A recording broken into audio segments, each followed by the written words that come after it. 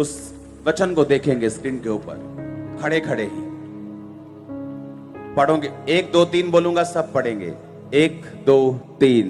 इसलिए कि मैं भयानक और अद्भुत रीति से, किसको बोल रहा है? परमेश्वर। आज का अगर वचन समझ आ गया तो सोचो जीवन सफल हो जाएगा। सच कह रहा हूं, सुनो मेरी बात। उसने कहा मैं अद्भुत और भयानक रीति से, किसको बोला? जिसका रंग गोरा है, या जो लंबा ऊंचा है, या जिसका एक हाथ छोटा है, या उनको नहीं कहा गया जिनकी एक टांग थोड़ी सी छोटी है, या जो दिखने में सुंदर नहीं, इफेक्टिव नहीं, जिसका कद छोटा है, जिसका रंग काला है, उसको नहीं कहा गया? नहीं कहा गया। यह वचन उसके लिए नहीं है? हैं? आप श्योर हैं क्या? जब तक आप और परमेश्वर एक मन नहीं होते किसी भी विषय के ऊपर, तब तक आप परमेश्वर के द्वारा रची गई आशीषों को प्राप्त नहीं कर सकते।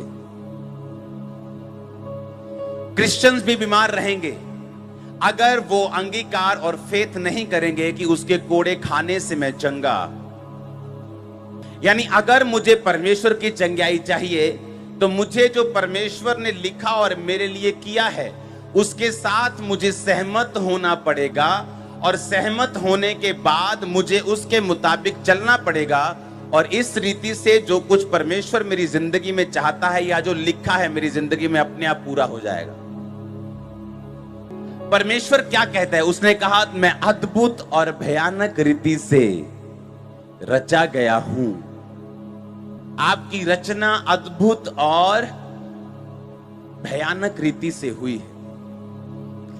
मैं अपनी जिंदगी में तब तक कामयाब नहीं हुआ हूं जब तक मैं हीन भावना में रहा हूं,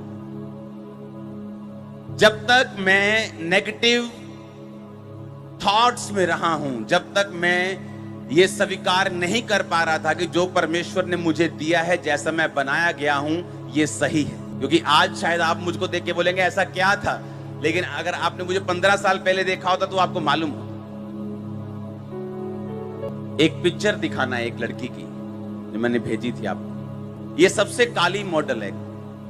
अगर आज इसे बाहर हम एक रेहड़ी पर खड़ा कर देना, आप डर जाएंगे कि इतनी काली लड़की, और इस समय ये दुनिया की सबसे महंगी मॉडल है। सुनो, 12 लाख रुपया 1 घंटे का, अगर किसी फोटो खींचनी है किसी साबुन के लिए तो 12 लाख रुपया 1 घंटे का लेती।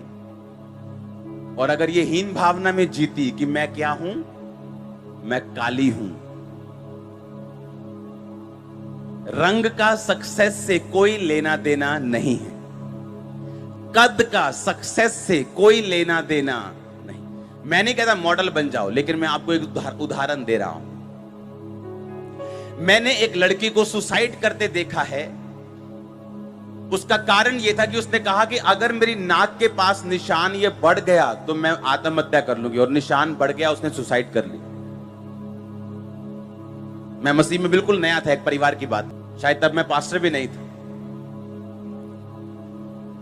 जब तक आप स्वीकार नहीं करेंगे कि जैसा आप बनाए गए हैं बिल्कुल परमेश्वर ने आपको बनाया है, तब तक आप परमेश्वर की प्लानिंग पूरी नहीं कर सकते।